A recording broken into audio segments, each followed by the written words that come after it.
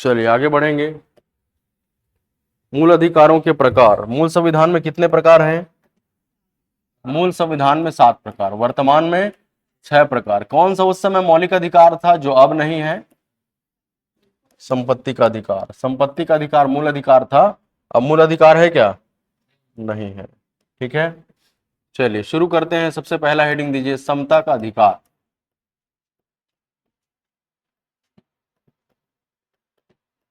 समता का अधिकार कहां से कहां तक है? अनुच्छेद 14 से लेकर 18 तक। ठीक, सबसे पहला अनुच्छेद 14, हेडिंग दीजिए अनुच्छेद 14। इसमें लिखा है, मेरे साथ साथ नोट करें, भारत राज्य क्षेत्र के भीतर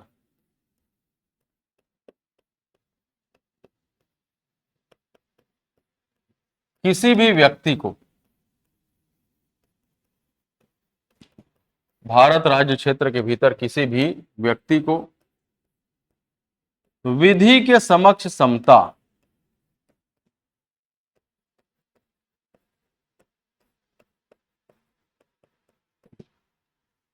तथा विधियों के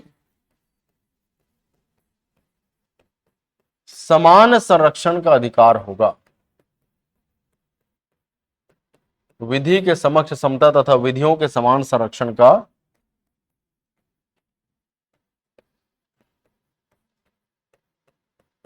अधिकार होगा।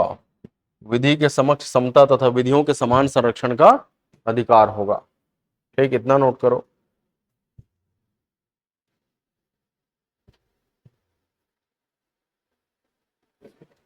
विधि के समक्ष समता तथा विधियों के समान संरक्षण का अधिकार होगा।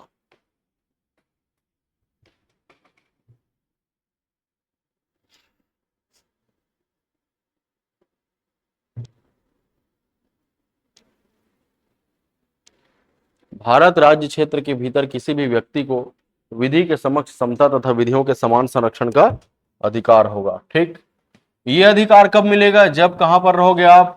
भारत राज्य क्षेत्र के भीतर। बाहर रहोगे तो नहीं मिलेगा ये अधिकार। कहां रहोगे तब मिलेगा? भीतर रहोगे। किसको मिलेगा? व्यक्ति को मिलेगा। व्यक्ति का मतलब क्या होता है? भारतीय के साथ साथ विदेशी। ठीक, भारत में रहने वाला, चाहे वो भारतीय हो चाहे वो विदेशी हो, उसको कौन कौन सा अधिकार मिलेगा? विधि के समक्ष समता और विधियों के समान संरक्षण। इसका क्या मतलब है? विधि मतलब एक कानून बनाया जाएगा जिसके समक्ष सभी लोग समान होंगे। यह अवधारणा, यह कॉन्सेप्ट ब्रिटेन से लिया गया। एक विधि बनाया जाएगा जिसके समक्ष सभी समान होंगे, चाहे मैं हूं, आप हो, विराट कोहली हो, नरेंद्र मोदी हो, प्रदीप मिश्रा, बाबा रामदेव, कोई भी हो। एक विधि बनाई जाएगी जिसके समक्ष सभी लोग समान होंगे। ठीक है, इसमें देखिए विधियों लिखा है, बहुवचन है। ठीक है, एक से अधिक कानून बनाया जाएगा। लॉजिकली, तार्किक आधार पर एक से अधिक कानून बनाया जाएगा। ठीक है, जैसे महिलाओं के लिए अलग से कानून बना सकते हैं, विकलांग दिव्यांग के लिए बना सकते हैं, बच्चों के लिए बना सकते हैं, बुजुर्ग के लिए बना सकते हैं। ठीक, लॉजिकली, लॉजिक में फिट बैठना चाहिए, एक से अधिक विधि बनाई जा सकेगी। यह अवधारणा कहां से लिया गया है? अमेरिका से लिया गया है। कहां से लिया गया है? अमेरिका से लिया गया है। ठीक है, जैसे महिलाओं के लिए कानून बना हुआ है। कौन सा कानून बना है? घरेलू हिंसा से स्त्री का संरक्षण अधिनियम। घरेलू हिंसा से स्त्री का संरक्षण अधिनियम 2005। क्योंकि महिलाओं को घरेलू हिंसा से संरक्षण की आवश्यकता तब तक थी, अभी तो घरेलू हिंसा से पुरुषों का संरक्षण अधिनियम आना चाहिए।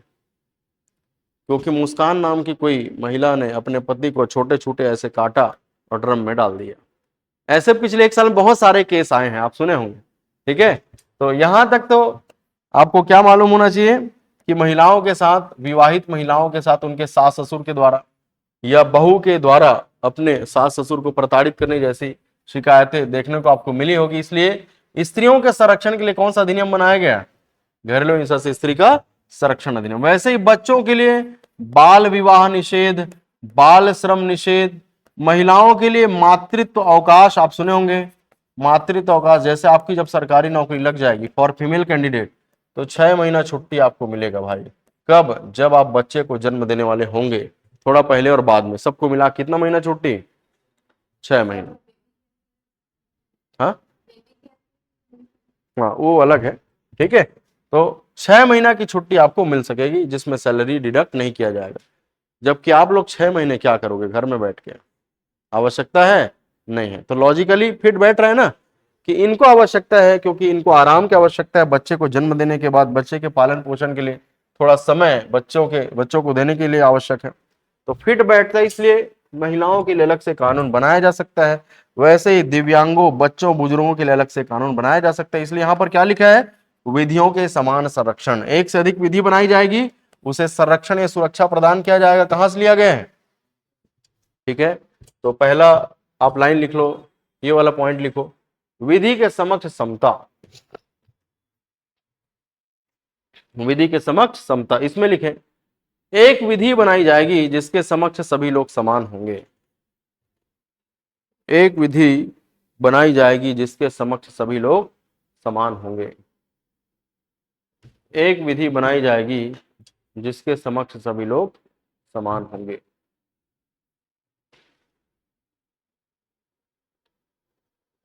यह ब्रिटेन से लिया गया है। कहां से लिया गया है? ब्रिटेन से लिया गया है। यह ब्रिटेन से लिया गया है। यह ब्रिटेन से लिया गया है। ठीक, अगला लिखिए विधियों के समान संरक्षण। विधियों के समान संरक्षण, इसमें लिखो एक से अधिक विधि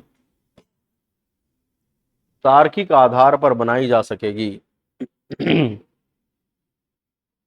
एक से अधिक विधि तार्किक आधार पर बनाई जा सकेगी। एक से अधिक विधि तार्किक आधार पर बनाई जा सकेगी। यह अमेरिका से लिया गया है। कहां से लिया गया है? अमेरिका से लिया गया है। ठीक, किस एग्जाम में प्रश्न पूछा गया कि अनुच्छेद 14 किन के लिए है?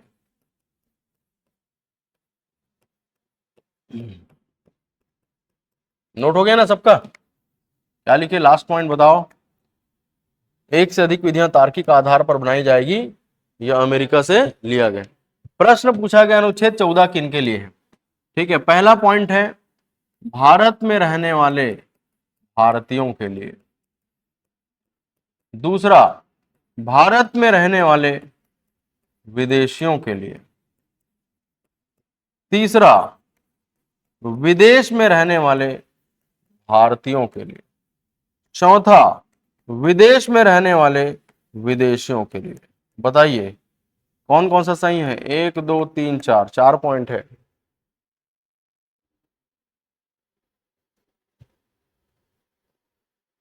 नहीं आ रहा है? कैसे करोगे ऐसे में? क्या समझ में आया?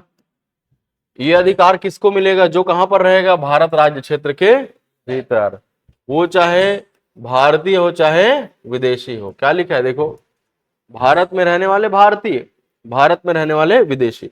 भारतीय और विदेशी दोनों को एक साथ क्या बोलेंगे? व्यक्ति। भारत में रहने वाले व्यक्ति को अनुच्छेद 14 मिलेगा, विदेशियों को मिलेगा क्या? नहीं मिलेगा। विदेशी की तो बात नहीं की गई है। अनुच्छेद 14 में क्या लिखा है? भारत राज्य क्षेत्र के भीतर। तो कौन कौन सा पॉइंट सही है? पहला और दूसरा। आ रहा है समझ में? एग्जाम में आ चुका है, यूपीएससी में भाई, यूपीएससी का प्रश्न है। ठीक है, चलिए अगला अनुच्छेद नंबर 15।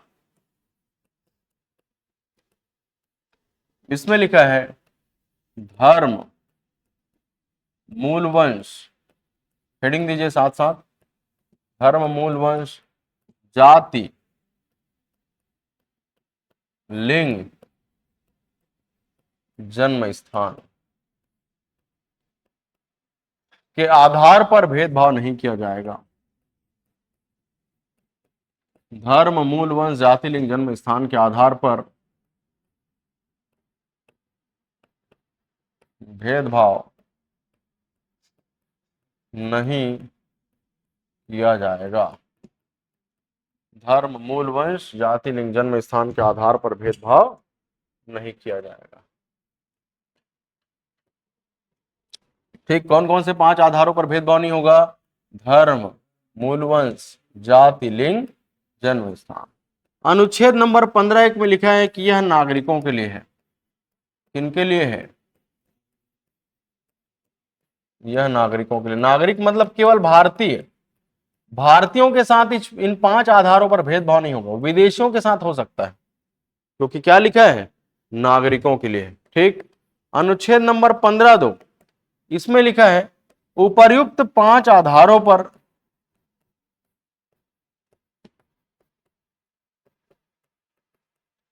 किसी भी नागरिक को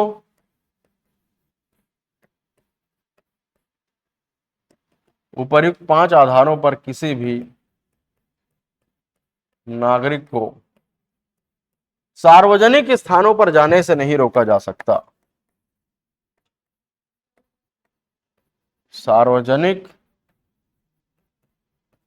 स्थानों पर जाने से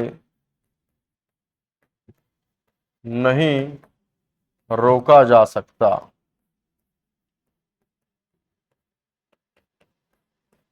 ठीक, सार्वजनिक स्थान में क्या आ जाएंगे?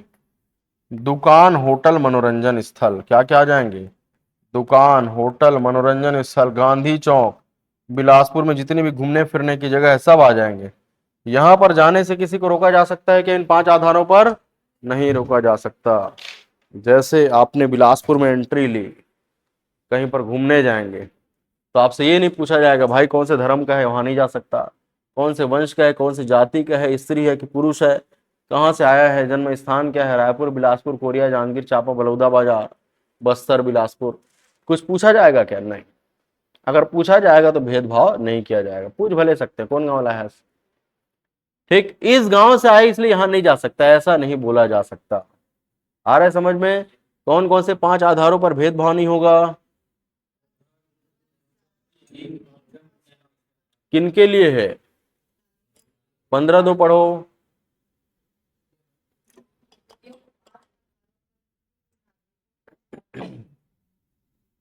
सार्वजनिक स्थानों पर जाने से नहीं रोका जा सकता। दुकान, होटल, मनोरंजन स्थल, गांधी चौक, एशिका पार्क, विवेकानंद उद्यान, रतनपुर, महामाया मंदिर, खूंटा घाट, जलाशय, सभी क्या है?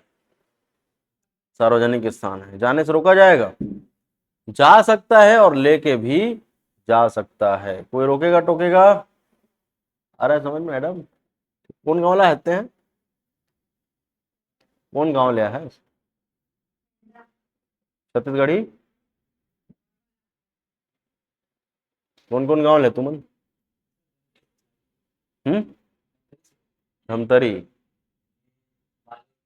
अरे नेक्स्ट,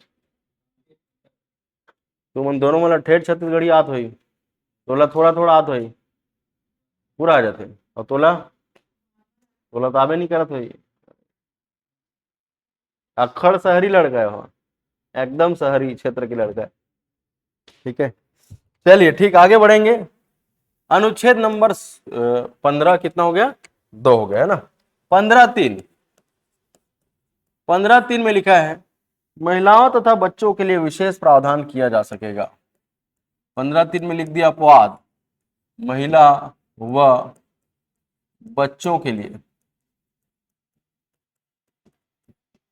महिला व बच्चों के लिए विशेष प्रावधान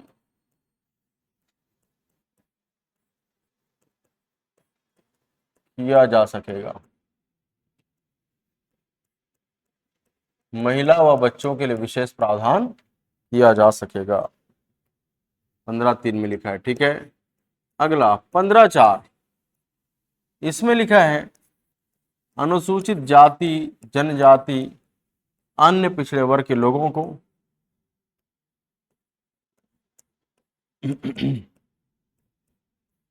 शिक्षा संस्थानों में प्रवेश संबंधी नियमों में छूट दिया जाएगा। प्रवेश संबंधी नियमों में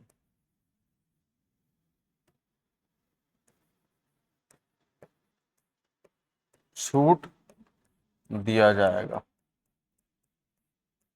ठीक। अनुसूचित जाति जनजाति तथा अन्य पिछड़े वर्ग के लोगों को शिक्षा संस्थानों में प्रवेश संबंधी नियमों में छूट दिया जाएगा। ठीक, कहां पर लिखा है अनुच्छेद नंबर 15(4)। 15(5) में लिखा है उपर्युक्त छूट प्राइवेट शिक्षा संस्थानों के लिए भी लागू होगी। उपर्युक्त छूट किसके लिए लागू होगी? प्राइवेट शिक्षा संस्थानों। ये मूल संविधान में नहीं था, इसको जोड़ा गया। प्राइवेट शिक्षा संस्थानों में भी लागू होगी।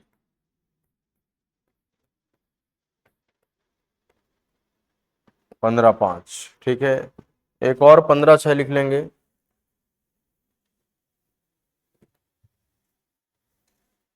15(6) में लिखा है आर्थिक रूप से कमजोर सामान्य वर्ग के लोगों को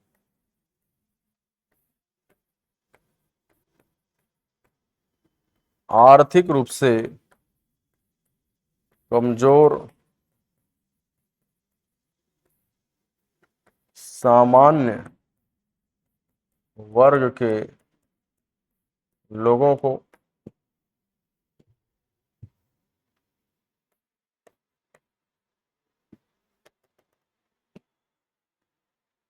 भी 10% छूट।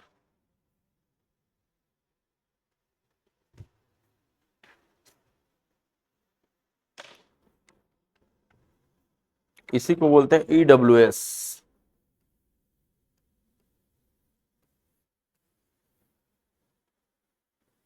ईडब्ल्यूएस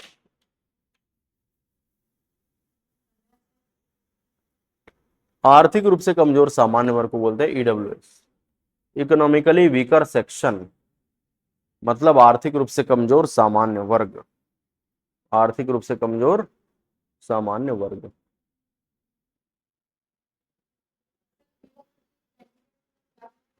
वो अलग है, पीडब्ल्यू होता है, पीएच होता है, पीएच फिजिकली हैंडीकैप्ड। हैंडीकैप्ड वालों के लिए है ना। चलो ध्यान से सुनो, 15(3) में क्या लिखा है? महिलाओं तथा बच्चों के लिए विशेष प्रावधान किया जा सकता है। जैसे महिलाओं के लिए राष्ट्रीय महिला आयोग है, राज्य महिला आयोग है।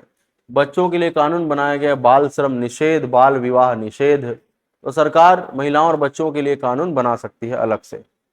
ठीक, अगला अनुसूचित जाति, अनुसूचित जनजाति, अन्य पिछड़ा वर्ग। अनुसूचित जाति शेड्यूल कास्ट, जनजाति schedule tribe, OBC other backward caste, अन्य पिछड़ा वर्ग को शिक्षा संस्थानों में प्रवेश संबंधी नियमों में छूट दिया जाएगा। एडमिशन लेते समय आरक्षण दिया जाएगा। स्कूल कॉलेज में आपने ध्यान दिया होगा कि आपका प्रतिशत यदि 60 है और एसटी कैटेगरी के है तो आपका आसानी से एडमिशन मिल जाएगा कॉलेज में। और 80% होने के बावजूद जनरल कैटेगरी होने के कारण आपका एडमिशन नहीं होगा उस कॉलेज में जहां पर आप लेना चाहते हैं। तो संविधान में लिखा है इसलिए ऐसा होता है भाई, नहीं लिखा होता थोड़ी होता। और ये जो आरक्षण है ये किस में लागू होगी? प्राइवेट शिक्षा संस्थानों में। ठीक, सबसे पहले क्या बोला? एससी एसटी ओबीसी को शिक्षा संस्थानों में एडमिशन लेते समय छूट यानी कि आरक्षण। और यही छूट कहां पर लागू होगी? प्राइवेट शिक्षा संस्थानों में। इसके अलावा आर्थिक रूप से कमजोर सामान्य वर्ग के लोगों को 10% छूट दी जाएगी, है ना। इकोनॉमिकली वीकर सेक्शन आर्थिक रूप से कमजोर सामान्य वर्ग के लोग, यानी कि जैसे आप पढ़ते होंगे ना कहानी में, एक गांव में एक गरीब ब्राह्मण था। तो ब्राह्मण होने के कारण वो जनरल कैटेगरी में चला गया, लेकिन आर्थिक रूप से कमजोर होने के कारण उनको आरक्षण का लाभ दिया जाएगा। राज्यों के ऊपर निर्भर करता है, वो चाहे तो लागू कर सकती है। छत्तीसगढ़ में लागू नहीं है भाई ये 15(6). ठीक हो गया नोट सबका। चलिए आगे बढ़ते हैं। अनुच्छेद नंबर 16। अनुच्छेद नंबर 16 समझ में आ रहा है सबको? इसमें लिखा है लोक नियोजन के विषय में अवसर की समता।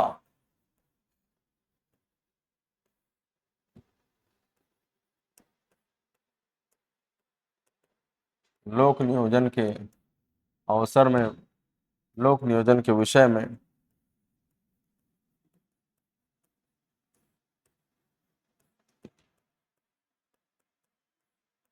अवसर की समता। लोक नियोजन के विषय में अवसर की समता। ठीक, लोक नियोजन का मतलब याद रखेंगे आप, सरकारी नौकरी। लोक नियोजन का मतलब क्या होता है? सरकारी नौकरी। ठीक, तो सरकारी नौकरी में अवसर की समता होगी, यानी कि इसमें भेदभाव नहीं किया जाएगा। ठीक, अनुच्छेद नंबर 16(1) यह नागरिकों के लिए है। अनुच्छेद नंबर 16(1) नागरिकों के लिए है। क्या नागरिकों के लिए है? सरकारी नौकरी में अवसर की समता किनके लिए है? नागरिकों के लिए। ठीक, अनुच्छेद नंबर 16(2) इसमें लिखा है 7 आधारों पर भेदभाव नहीं किया जाएगा। कितने आधारों पर? 7 आधारों पर भेदभाव नहीं किया जाएगा। 7 आधारों पर भेदभाव नहीं किया जाएगा। वो 7 आधार कौन कौन सा है? धर्म, मूल वंश, जाति, लिंग, जन्म स्थान, 5 पहला वाला है, पहले वाला है, निवास और उद्भव। निवास और उद्भव, इन 7 आधारों पर भेदभाव किया जाएगा क्या? नहीं। मतलब जैसे बालोद का भाई, आपको ये नहीं बोला जाएगा कि तुम इस धर्म के हो, तुम सरकारी नौकरी की तैयारी नहीं करोगे। इस वंश के हो, इस जाति के हो, स्त्री हो कि पुरुष हो, आपका जन्म स्थल रायपुर है, बलौदा बाजार है, बालोद है, यहाँ का निवास प्रमाण पत्र रखते हो, है ना, आपका उद्भव इस देवी से, इस भगवान से हुआ है, ऐसा बोलकर आपके साथ भेदभाव किया जा सकता है क्या? सरकारी नौकरी में नहीं किया जा सकता। कहां पर लिखा है? अनुच्छेद नंबर 16(2) में लिखा है। चलो पढ़ो, अनुच्छेद 16 में क्या लिखा है? लोक नियोजन के विषय में अवसर की समता किनके लिए है? नागरिकों के लिए। ठीक, कितने आधारों पर भेदभाव नहीं होगा? कौन कौन सा 7 आधार? धर्म, मूल वंश, जाति, लिंग, जन्म स्थान, निवास और उद्भव। कितना हो गया? लेकिन फिर से अपवाद दे दिया 16(3) में, राज्य या सरकार निवास के संबंध में अपेक्षा कर सकती है। राज्य या सरकार निवास संबंधी अपेक्षा कर सकती है। राज्य या सरकार निवास संबंधी अपेक्षा कर सकती है।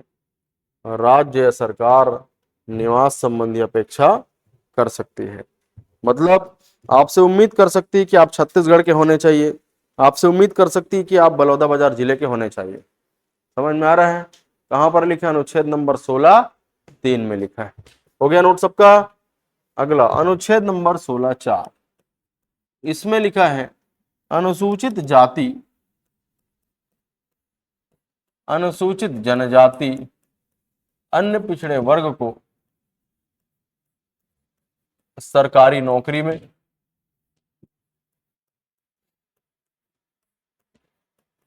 आरक्षण दिया जा सकेगा। सरकारी नौकरी में आरक्षण दिया जा सकेगा। कौन कौन से समुदाय के लोगों को सरकारी नौकरी में आरक्षण? SC, ST, OBC। इसके पहले हमने 15(4) में क्या लिखा था? याद करो, 15(4) में क्या लिखा था? SC, ST, OBC को शिक्षण संस्थानों में प्रवेश लेते समय आरक्षण मिलेगा। एडमिशन लेते समय, जब आप स्कूल कॉलेज की पढ़ाई करेंगे तो एडमिशन लेते समय आपको आरक्षण मिलेगा। आप पढ़ लिख लिया, ग्रेजुएट हो गए, फिर सरकारी नौकरी की तैयारी कर रहे हो तो सरकारी नौकरी के समय भी आपको आरक्षण दिया जाएगा।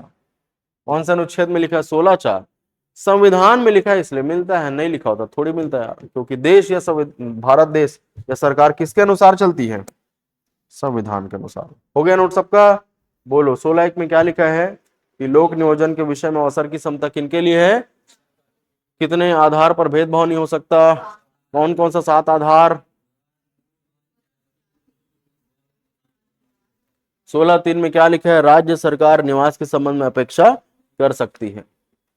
राज्य सरकार निवास के संबंध में अपेक्षा कर सकती है। कर सकती है, नहीं कर सकती बोल रहे हैं क्या?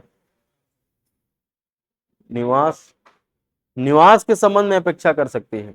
मतलब चाहेगी सरकार कि आप छत्तीसगढ़ के निवासी होने चाहिए, चाहेगी सरकार कि आप सरगुजा क्षेत्र के ही निवासी होने चाहिए, चाहेगी कि बस्तर क्षेत्र के ही निवासी होने चाहिए, तब बस्तर क्षेत्र में आपको पुलिस बनाएंगे।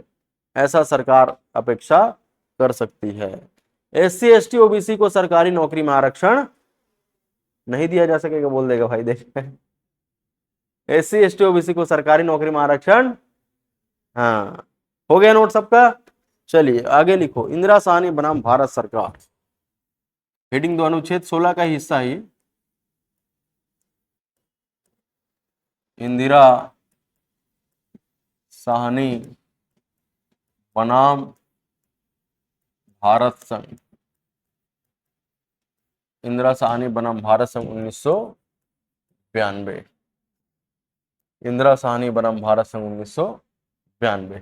ठीक, इसमें क्या लिखा है, इंदिरा साहनी नाम के व्यक्ति ने भारत सरकार के खिलाफ सुप्रीम कोर्ट में याचिका लगाई। इसका मतलब है ये, अब सुप्रीम कोर्ट ने क्या क्या निर्णय सुनाया वो हमें याद होना चाहिए। तो सुप्रीम कोर्ट ने निर्णय सुनाया पॉइंट नंबर 1 कि आरक्षण का आधार होना चाहिए जाति। आरक्षण का आधार, किस आधार पर आरक्षण मिलना चाहिए, जाति के आधार पर आरक्षण मिलना चाहिए। दूसरा, आरक्षण अधिकतम कितनी हो, आरक्षण अधिकतम कितनी होनी चाहिए, 50% होना चाहिए, लिखते जाओ। तीसरा, ओबीसी को भी आरक्षण का लाभ मिलेगा, लेकिन कितना, कौन सी ओबीसी, गैर क्रीमी लेयर, गैर क्रीमी लेयर ओबीसी को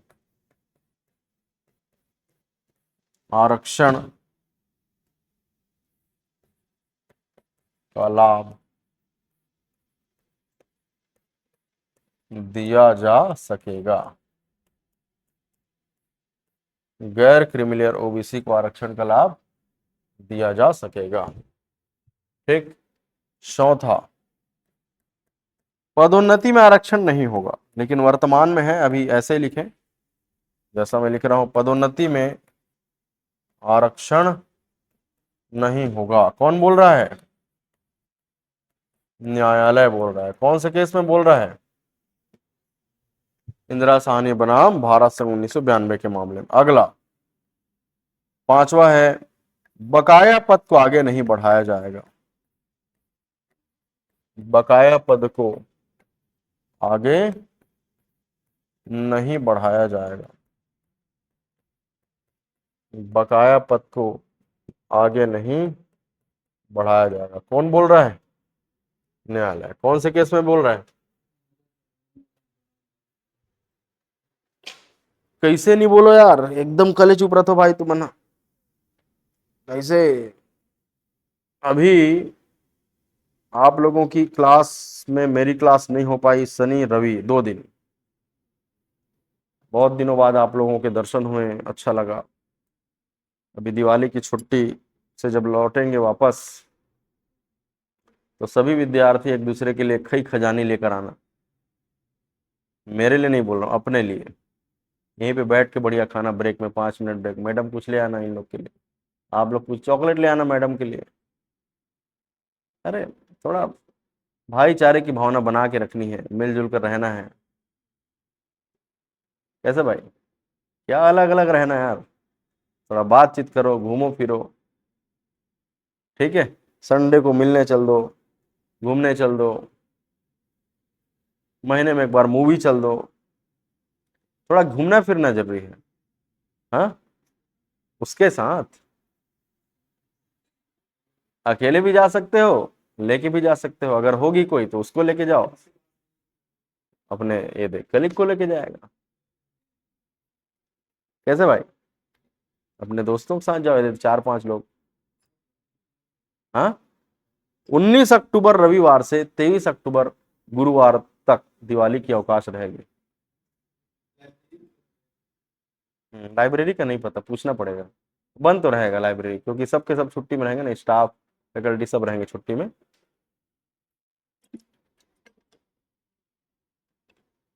आप लोग दिवाली में नहीं जाते लग रहा है ना, नहीं जाते हैं दिवाली में घर। कैसे,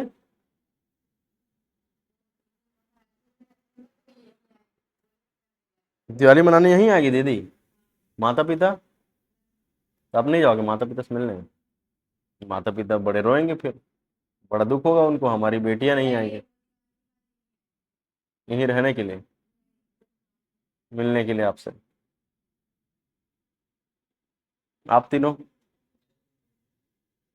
दिवाली में जाना चाहिए यार, दिवाली में घर वालों के साथ रहोगे तो अच्छा लगता है। हाँ बिल्कुल। ठीक है, जैसे भी आपको जाने का मन नहीं कर रहा है लेकिन, अरे अरे रे रे रे रे रे रे, तो पहली बार ऐसा सुना। ठीक है, जैसे अभी आप दिवाली में रहोगे, छुट्टी 2 3 दिन 4 दिन 5 दिन रहेगी, तो आपको अंदर ही अंदर लगेगा अरे यार चल देना था यार घर, बड़ा खराब लगेगा यहाँ पे। होता है भाई, सही बता रहा हूँ, झूठ नहीं बोल रहा हूँ। ठीक है, जाओगे तो लगता है कहाँ कहाँ फिर आ गए यार, और नहीं जाओगे तो भी लगता है चल देना था यार, इसलिए अच्छा है चल ही दो। कैसे भाई शिवम, रहेगा कि जाएगा?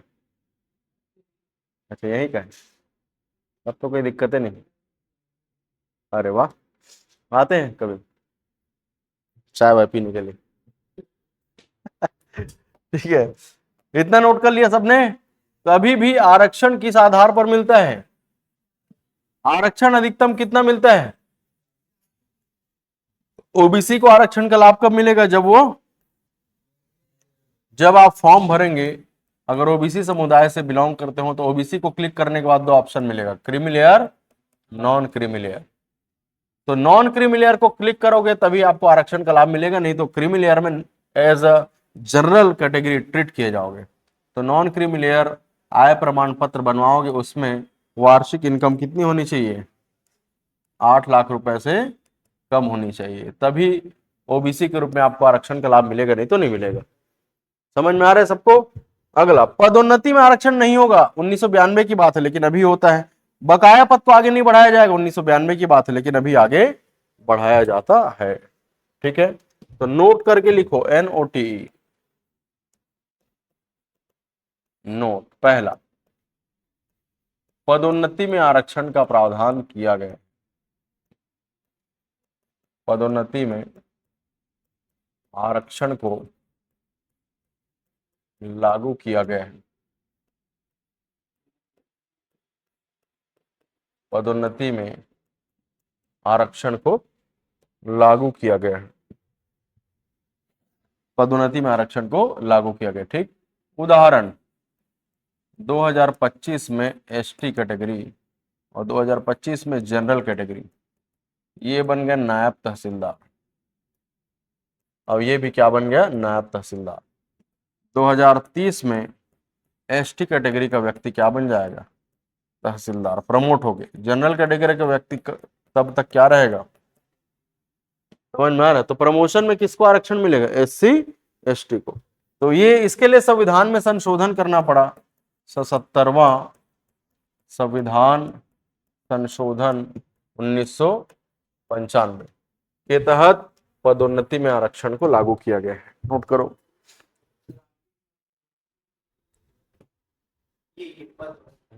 ये तो अब क्या बोले यार। ठीक है, एक बार नौकरी मिल गया तो इसके बाद काहे देना फिर, है ना? आर्थिक रूप से जब सब सक्षम हो गए तो इसके बाद नहीं देना चाहिए। योग्यता के आधार पर होना चाहिए, कौन ज्यादा योग्य। ठीक है, भले वो किसी भी कैटेगरी का हो, जिसमें लीडरशिप की क्वालिटी होगी, जो सभी को साथ में लेकर काम कर सकता होगा या काम करवा सकता होगा दूसरों को, उसको प्रमोट करना चाहिए। अब संविधान में लिख दिया तो कैसे करोगे भाई? समझ रहे? ठीक है, हाँ बोल सकते हो। आ रहा है समझ में सबको? ठीक है, तो 77वां संविधान संशोधन 1995 के तहत पदोन्नति में आरक्षण को लागू कर दिया गया है। ठीक, अगला दूसरा पॉइंट, बकाया पद को आगे नहीं बढ़ाया जाएगा, बोला था ना, लेकिन अब बकाया पद को आगे बढ़ाए जाने का प्रावधान किया गया। बकाया पद को आगे बढ़ाए जाने का प्रावधान किया गया, बकाया पद को आगे बढ़ाए जाने का प्रावधान किया गया। इसके लिए भी संविधान में संशोधन किया गया। कौन सा? 81वां संविधान संशोधन 2000। उदाहरण 2025 में कितने पोस्ट आए? 100। ठीक, 50 किसके लिए हैं? रिजर्व कैटेगरी के लिए, 50 अनरिजर्व। रिजर्व में कौन कौन आते हैं? आप लोग एनर्जेटिक नहीं दिखाई दे रहे हो। अब आप लोगों को सजा मिलेगी। सजा के तौर पर क्या मिलेगा? 1 कप चाय। समझ में आ रहा है? अगर आपने आंसर नहीं दिया तो आपको क्या मिल जाएगा सजा में? हाँ, तो बोलना है भैया, सजा बिल्कुल भी नहीं मिले। ऐसा मैं चाहता हूं आप लोगों में से किसी को भी सजा ना मिले। सजा मिलना बहुत बुरी बात होती है भाई।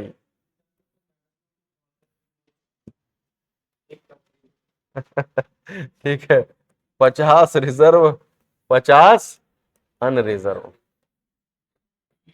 ठीक, SC ST OBC 16 20 14। अब ध्यान दो, इधर ध्यान से सुनो। 2025 में किसी पोस्ट के लिए एग्जाम हुआ, 100 पोस्ट आए, 50 रिजर्व और 50 रिजर्व, 16 पोस्ट SC के लिए, 20 ST के लिए, 14 OBC के लिए। एग्जाम हुआ, फाइनल रिजल्ट आया जिसमें हमने देखा कि 4 योग्य उम्मीदवार नहीं मिले, SC कैटेगरी के कैंडिडेट ही नहीं मिले। यानी कि न्यूनतम जितना अंक प्राप्त करना था उतना अंक प्राप्त नहीं कर पाए। ठीक वैसे ही ST कैटेगरी के 4 योग्य उम्मीदवार नहीं मिले, OBC के भी 4 योग्य उम्मीदवार नहीं मिले। तो इसी बचे हुए पद को क्या बोलते हैं? बकाया पद, बैकलॉग पोस्ट। समझ में आ रहा है? तो ये जो पोस्ट है वो अगले साल के पोस्ट के साथ क्या हो जाएगा? ऐड हो जाएगा। ठीक है, तो +4 +4 +4, तो 4 तिया 12, 4 तिया 12 मतलब 112 पोस्ट आएगा। समझ में आ रहा है सबको? क्योंकि बकाया पद को आगे बढ़ाए जाने का प्रावधान कर दिया गया है। अब ये आपको कहां पर दिखाई देगा? जब वैकेंसी आएगा तो क्या लिखा रहेगा? UR मतलब अनरिजर्व, ST SC OBC ऐसा लिखा रहता है। इधर पद का नाम पहले कॉलम में मान लो DC के कितने पोस्ट है? इधर 10 पोस्ट है, इधर 4 2 3 ऐसा। ठीक है, उसके बाद नीचे लिखा रहता है छोटे छोटे अक्षरों में बैकलॉग, बकाया पद। ठीक है, तो इसके लिए 2 2 1। इसका मतलब ये 2 2 1 क्या है? छोटे छोटे अक्षरों में जो लिखा है ये पिछले साल का पद है बचा हुआ, जो उस साल नहीं भर पाए थे इस साल भरे जाएंगे। समझ में आ रहा है सबको? बकाया पद को आगे बढ़ाए जाने का प्रावधान। हाँ, क्या बोल रहे हैं?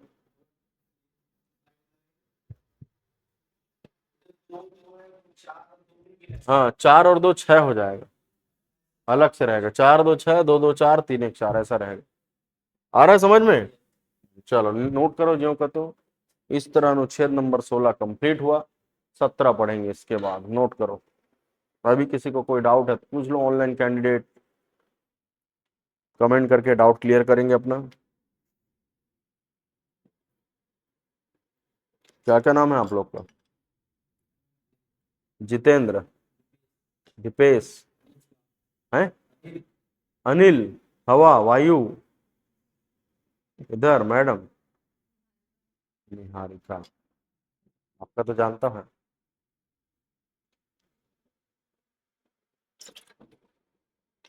सत्यम शिवम सुंदरम। मंदिर मंदिर जाते हैं यार शिवम? कौन सा मंदिर? हनुमान मंदिर?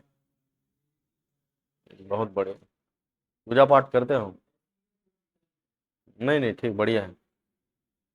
पूजा पाठ कर रहे हो, बढ़िया है। भगवान आपकी मनोकामना जल्द से जल्द पूरी करे। जल्द से जल्द आपको वो मिल जाए जो आप चाहते हो।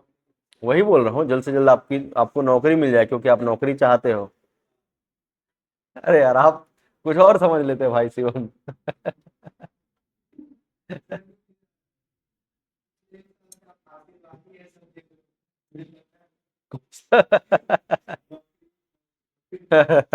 नहीं नहीं, मिलेगा, दोनों मिलेगा। ठीक, अगली बार सब एक का आशीर्वाद देंगे आपको।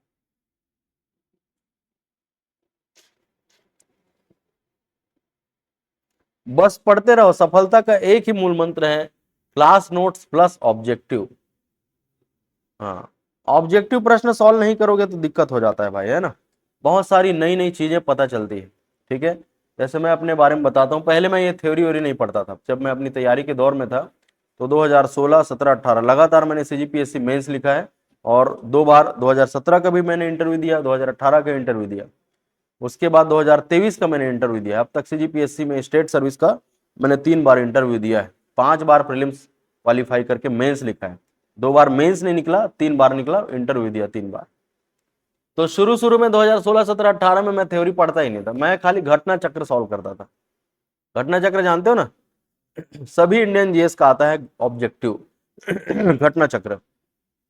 तो घटना चक्र में टॉपिक वाइज ऑब्जेक्टिव प्रश्न दिए हुए, ठीक, तो उसमें थ्योरी भी दी है, तो थ्योरी को एक बार पढ़ लो, क्वेश्चन सॉल्व करो, फिर थ्योरी पढ़ो, फिर क्वेश्चन सॉल्व करो।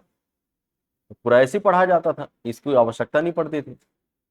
फिर आगे चलकर गुरुजी जब हो गया, पढ़ना तो पड़ेगा, है ना। 2017 से मैंने पढ़ाना शुरू किया, 2017 सितंबर महीना, पीएससी को 2017 सितंबर महीना से शुरू किया। तो 8 साल कंप्लीट हो चुके हैं, 8वीं एनिवर्सरी मैंने मना ली है अपने आप की कि मैं शिक्षक हूँ इस क्षेत्र में। इसके पहले 1 साल कॉलेज में भी पढ़ाया था। हाँ, देखते हैं यार, एग्जाम तो देते हैं, एग्जाम तो देते हैं ना, उम्र निकली जा रही है,